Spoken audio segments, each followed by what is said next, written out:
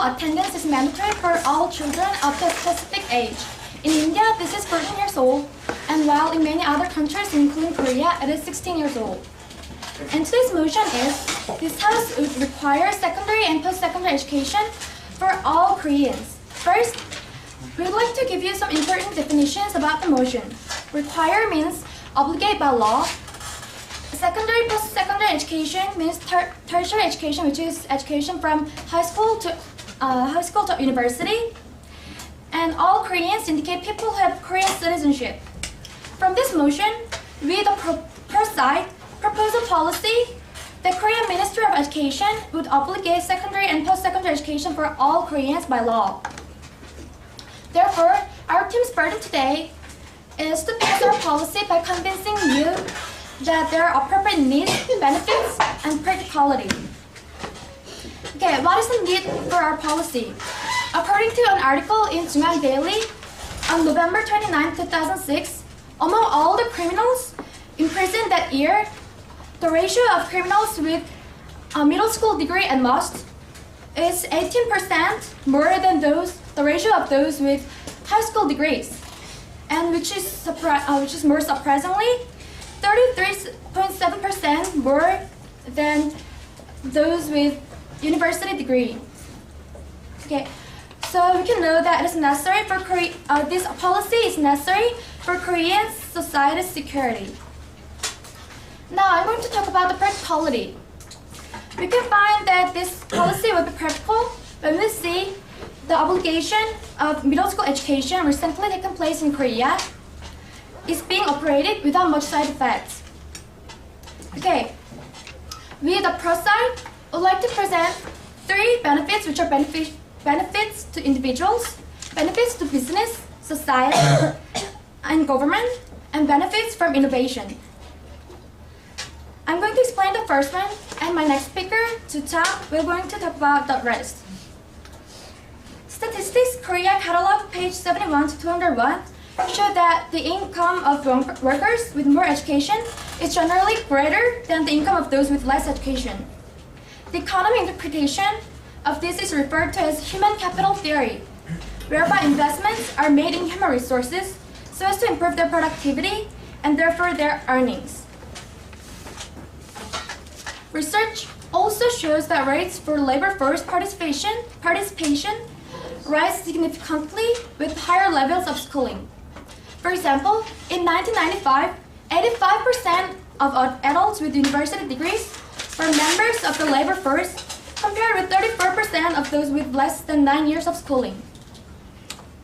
Furthermore, studies on the relationship between the educational level of the labor force and unemployment rate generally suggest that the more educated are less susceptible to unemployment. The probability of being without a job declines as the level of schooling increases. In 1991, the unemployment rate for workers with less than 9 years schooling was 3 times higher than the rate of university graduates. It has been observed that the differential in unemployment rates between more and less educated individuals typically increases during downturns in the business cycle. Moreover, the more highly schooled and the better trained workers have more success in finding a new job when they become unemployed. Therefore, our policy, that is, we have to obligate the post-secondary and secondary education for all Koreans, is necessary for Korea. Thank you.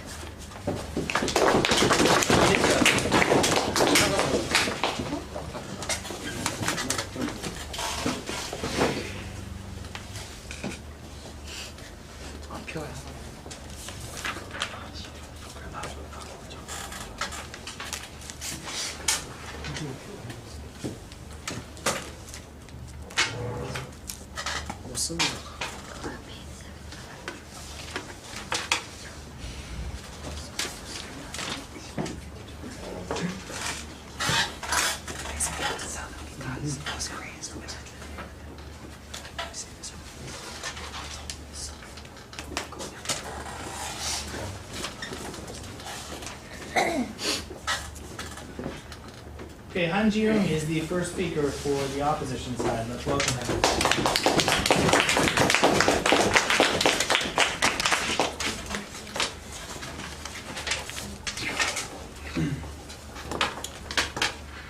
Hello, ladies and gentlemen. I am the first speaker of the opposition side, and before I start my speech specifically, the opposition side would want to make a point.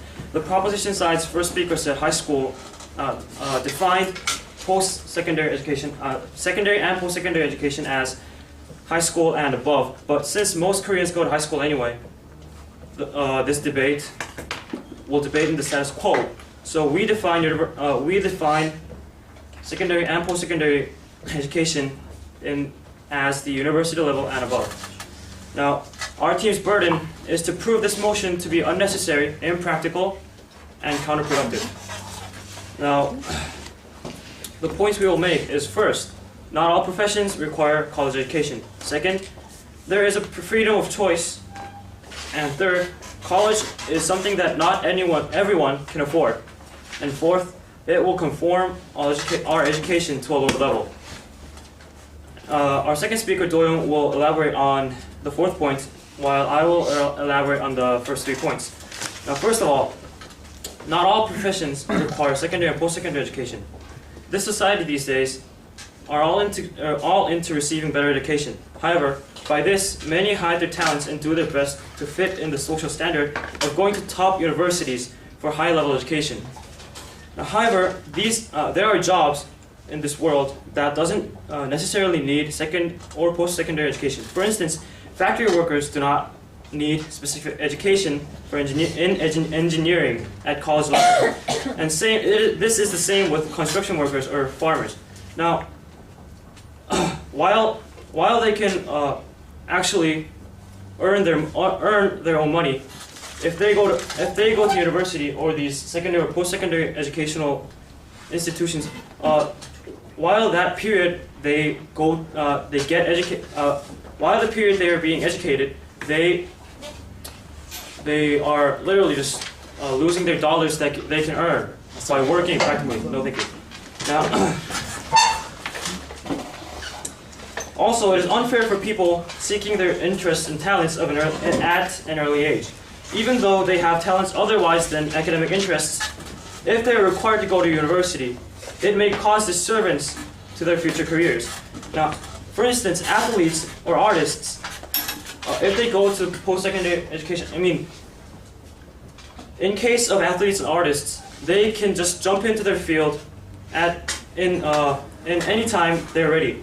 Now, if they waste their time in school, spending useless, meaningless time being educated, which is not in their field, they waste their time when they should develop their talents further. So, basically, we should leave it to their own choice to attend to school or not. Now, for example, basketball star LeBron James, he just graduated high school and just jumped into the career of the NBA, and he is a successful player. And by this example, we are able to rebut the proposition side's opinion about high income by receiving post-secondary education. Now, also, high school is not a thing that everyone can afford. Now, in order to receive secondary or post-secondary education, most of the times, people are financially challenged. Now, in Korea, there are still people who are starving, and they can't even afford 3 meals a day. In this situation, in what way is the government going to subsidize the people who does not have the financial power enough to attend to secondary or post-secondary education if it is required? So, for all these reasons, the opposition side requests to oppose this motion. Thank you.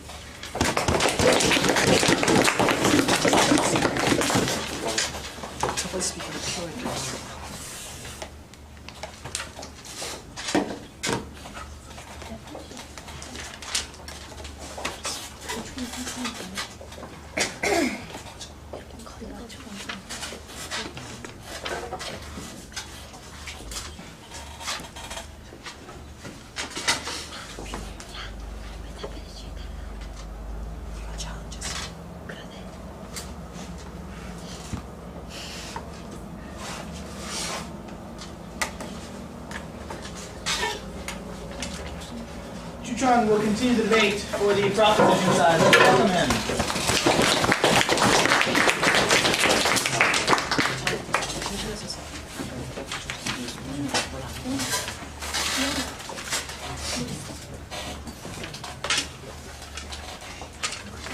First of all, I would like to start from the rebuttals.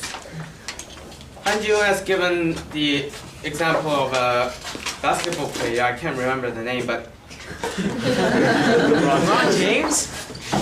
okay. Anyway, but does everyone who drops out who doesn't go to university succeed that way? I do not perceive it that way. Most people don't go to universities usually regret the fact that they didn't get tertiary educations and so on. And about the financial problems, in our policy, the government is planning to aid them through scholarships or etc. And now to my main points. I'm going to tell you about the benefits for the businesses and benefits for the innovation. Okay. When you have people with higher education, the human resources will be used more efficiently. Well, suppose I have a hypothetical case with two people in an office. Okay, one is a high school graduate. But before you proceed with that, sir. No, thank you. And one is a university graduate. Who do you think would carry on their work more efficiently? I think. Isn't that sort of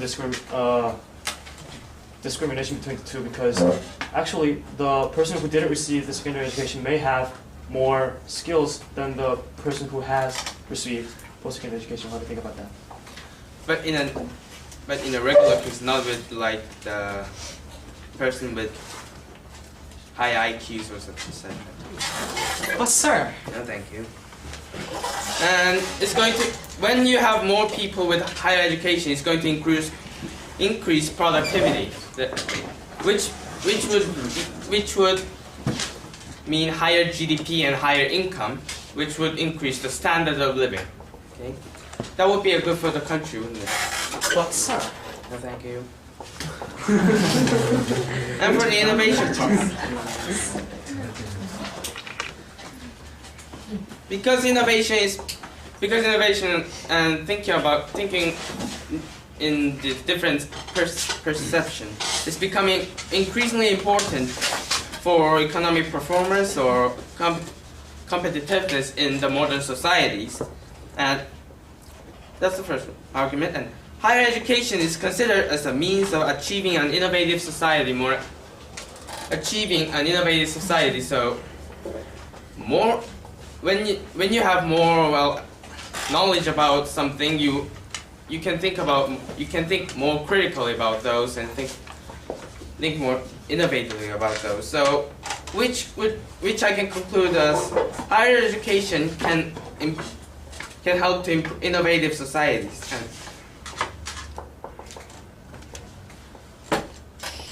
when they have more knowledge about. I'll stop you there, sir.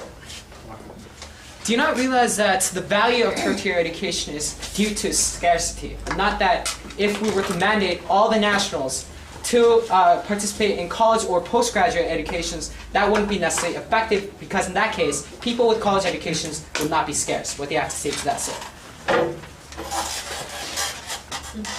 But still, they would be more productive than they were before when they didn't have any tertiary education.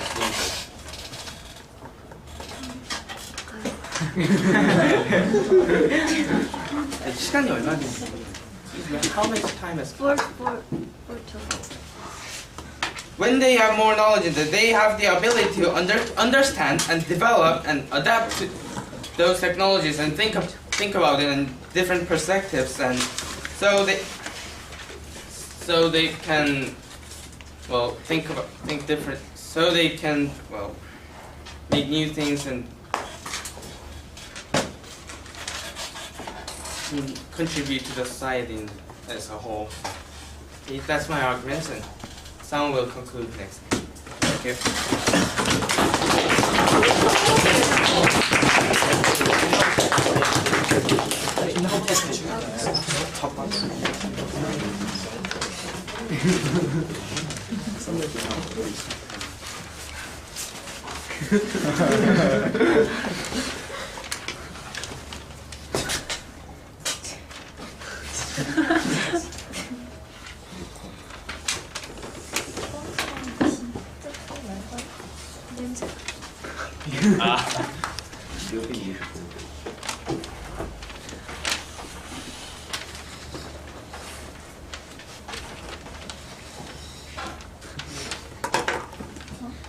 After Daewon's speech, remember, 2 floor speeches. So think about what you'd say for either side. Okay, let's welcome Juan Daewon again.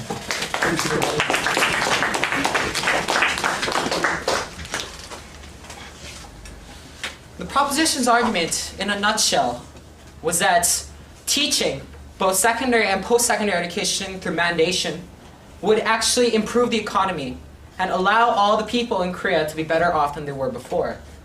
Now, it is true that people with college educations, as a rule, not necessarily as a rule, but in average, earn more money than those who do not have it. But ladies and gentlemen, the proposition of today's debate fails to realize that that is because of scarcity.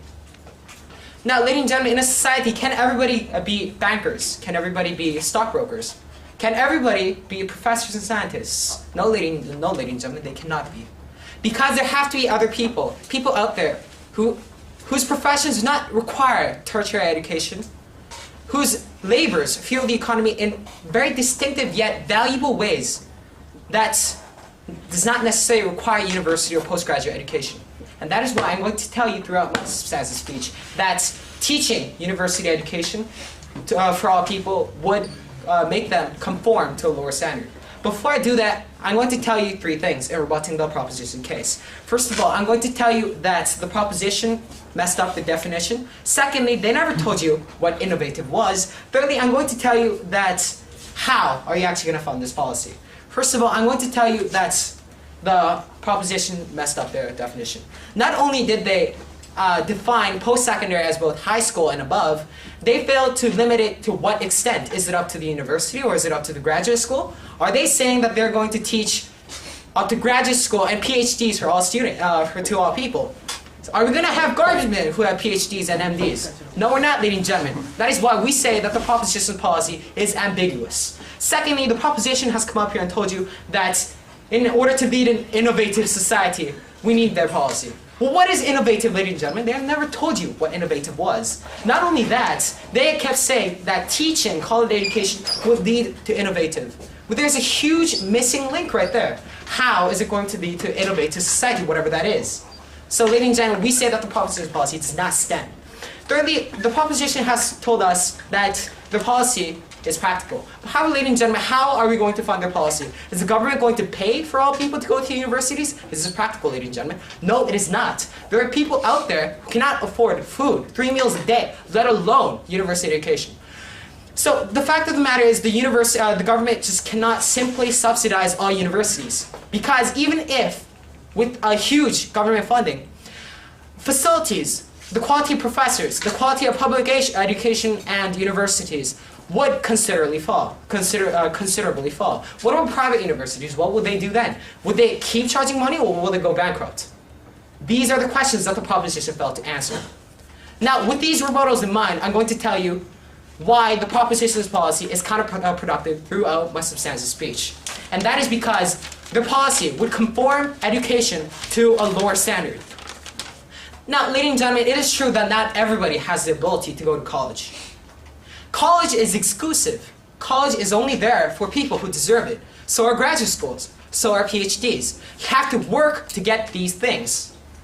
Now, if the proposition were to provide these for all people, would all people still be willing to work? Would they be as willing to work hard to write essays, to write your term papers as hard as they were before in order to receive their degrees? Wouldn't they be like, I don't care, I'm going to get this anyway? Why would there be an incentive for people to work? The main reason why people who went to universities earn more money is because they know more, because they tried, because of their efforts in the educational system. And that is why it's going to conform to a lower level. There's going to be more people who are not simply not working. There are going to be people who just sit through classes or don't even come to classes at all, just because the government has mandated that all people have to go to universities and post-secondary educations. Now, not only that, it will create a negative working environment, because there will be a great number of people who are not willing to study as hard within the environment. It would even mess up the environment for those people who are willing to work as well. Because of the fact that there are still going to be people who are academically proficient, and not only that, academically trying, these people would become deficient as teachers try to adjust the level of education to a lower standard, because of the fact that simply there are many people who fail to keep up. So ladies and gentlemen, at the end of the debate today, what have we learned today? The fact of the matter is that not everybody can benefit economically by going to colleges. College education is all about scarcity. It's all about the exclusivity. So ladies and gentlemen, we beg you to oppose this motion. Thank you.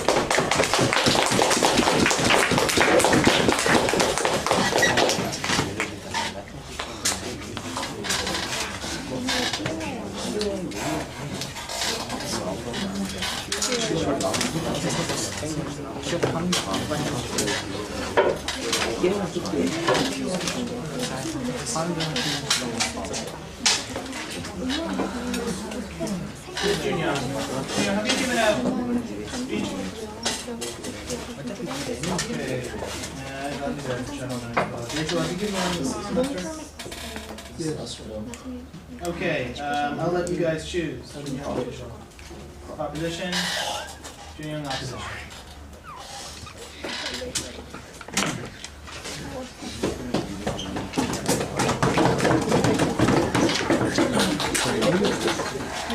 So today we're talking about the South would require secondary and post-secondary education for all Koreans.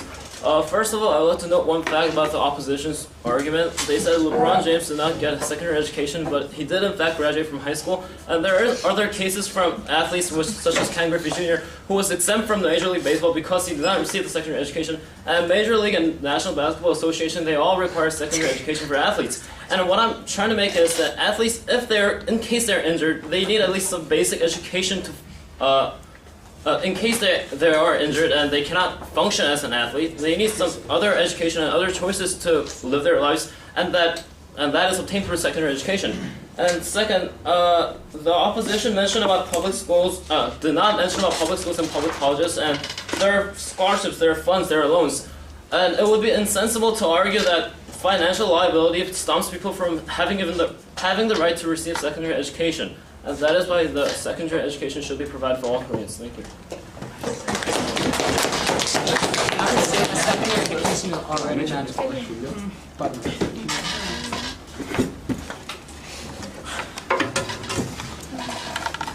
well, the proposition side said that lower education can cause more crimes, and also that more education can make one easy finding jobs. However, there are some people who want to experience more in the field right away, like the other high school students who are ready to get jobs right after they graduate, and requiring them to go to secondary and post-secondary education is regulating their right to choose. Therefore, because of these violation of right to choose and other economic practical factors, I think we should oppose this motion. Thank you.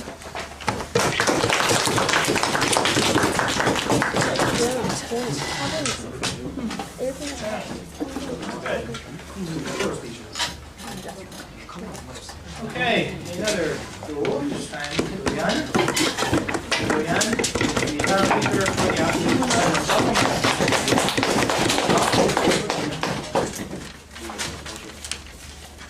Okay, nice.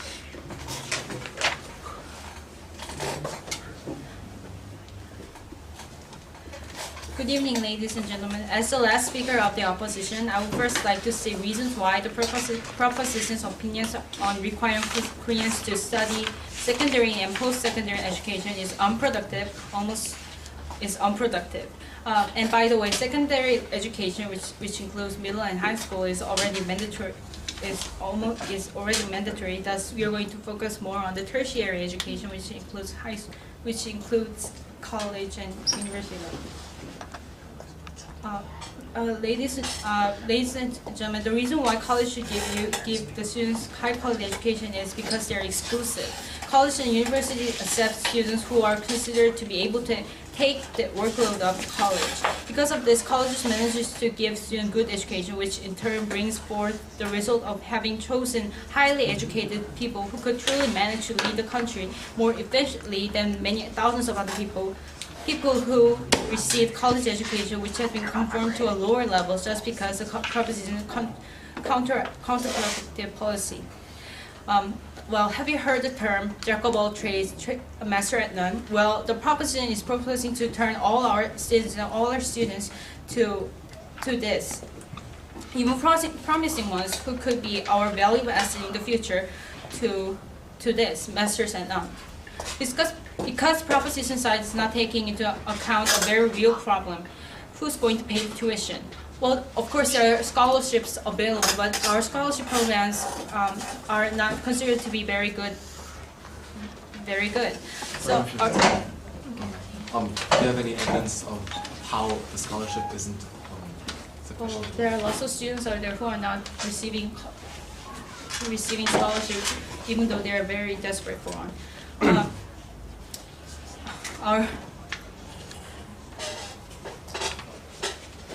And besides, our government already has planned, already receiving pleas from various schools for more financial backup. Advanced education is not something for everyone can afford. And plus, not everyone desires advanced education. Maybe maybe because they're planning to follow a profession that does not require tertiary education or more advanced education, or maybe because simply they don't wish to. People should be respected of their freedom of choice, even that is the desire to not be educated. The government should think again and contemplate more on giving education for people who really want and demand education, not just all random people who are not even going to be thankful for it. We, the opposition, respect the people's freedom of choice and we refuse to let the proposition to downgrade the quality of our nation's college education. Thank you.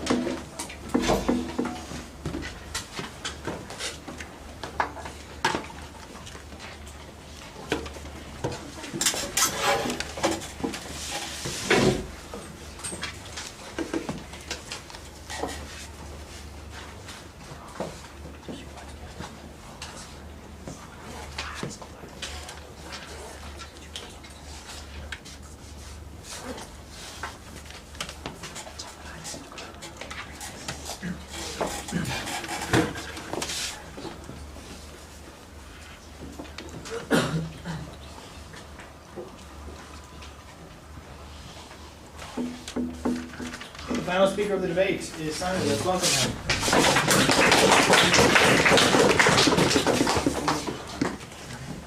Before I start my speech, I'd like to first talk about what the opposition side had to say about this motion. Scarcity, they they had set they had talked about scarcity, and this is not the actual problem of post-secondary education. Now think about it. Companies who would hire new employees, of course they would look at their level of education, if they went to universities or not. But if it was scarcity, then why wouldn't companies be hiring people who came out from University of Chicago? What they're looking at is the level of education that they had received. Now, not many people are. Many people, even if they have the potential of learning, have the potential of the ability of learning both such high level of education or not, many people do not have the opportunity to receive such education.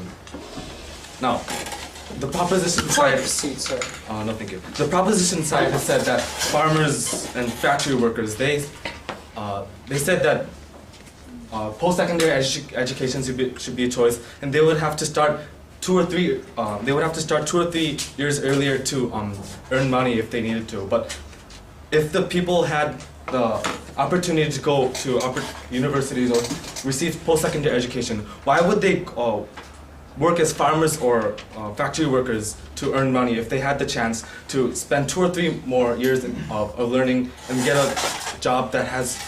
Proceed, sir. No, thank you. That has more potential of getting a higher income than such occupations. Proceed. No, thank you. And onto my argument. Ladies and gentlemen, the status quo is what we should look at right now. Now, do we still cover our whole land with crops to harvest for food? Do we still cover hundreds and thousands of acres with factories in order to... On that point, sir. Yes.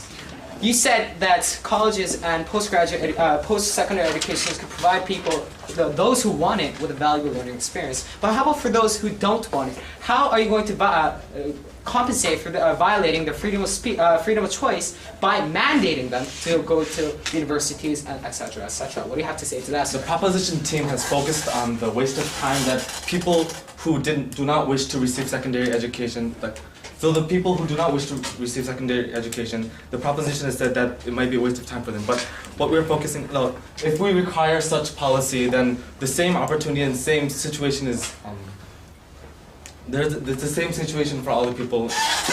And this, yes. But wouldn't forcing them to go to universities violate and desecrate their learning experience? Wouldn't it ruin the learning environment for the majority of the students? What do you have to say to that, sir? Rather than focusing on the people who do not wish to receive post-secondary education, we are focusing on the ones who cannot receive the education that they wish to because of personal preferences or financial issues. Now, the status quo that I was talking about, the status quo today is that we focus on technological and high-tech occupations, jobs. Over 50% of jobs in Korea focuses on such advanced studies and services. Now, what we need right now is advanced human labor, and in order to achieve that, we have to require all students and people, even those who cannot receive such high-level education, to learn and get such high-level education in order to fulfill the needs of our current society. And the fact is that providing such opportunities to all people in Korea will actually bring more benefits than it would than violating the human rights to choose, as you would have said. Individual rights.